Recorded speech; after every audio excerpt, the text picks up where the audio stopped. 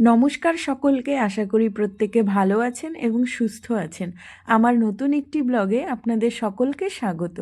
আজ ছিল রবিবার, আর রবিবার মানেই তো ছুটির দিন। আর ছুটির দিনে ঘোরাফেরা, খাওয়া দাওয়া হবে না সেটা তো কখনো হতেই পারে না।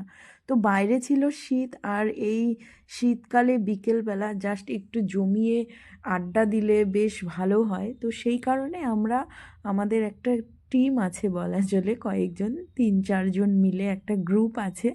তো সেই গ্রুপের আমরা সকলে মিলে প্ল্যান করলাম যে আজকে তাহলে একটু বেরিয়ে আসা যাক। তো আমার একটা নেশা রয়েছে যে নতুন নতুন জায়গা বা নতুন নতুন রেস্টুরেন্ট বা ক্যাফে, যেটাই বলুন না কেন, সেটা এক্সপ্লোর করতে ভীষণই ভালো লাগে। তো আমার বাড়ি থেকে একদম হাঁটা পথের দূরত্ব একটি নতুন রেস্টুরেন্ট নয়, এটাকে ক্যাফে বলা চলে, ক্যাফে খুলেছে। তো ভাবলাম যে ওদেরকে তাহলে এই ক্যাফেতেই গিয়ে দেখা করা যাক।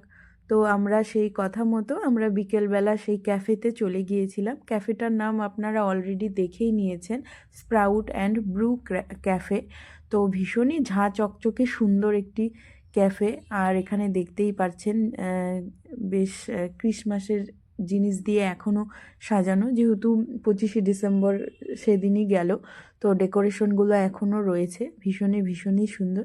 এরপর আমি ওদেরকে বলছিলাম একটু হাই করে দিতে, তো ওরা হাই করে দিল। আর তারপর আমরা কফি অর্ডার করেছিলাম এবং সাথে ফিশ ফিঙ্গার আর ক্রিস্পি চিকেন অর্ডার করেছিলাম। তো সেই অর্ডার আমাদের চলে এলো।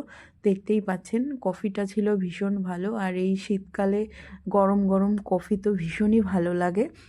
এছাড়া ক্রিস্পি চিকেন আর ফিশ ফিঙ্গারটাও কিন্তু বেশ ভালো ছিল খেতে।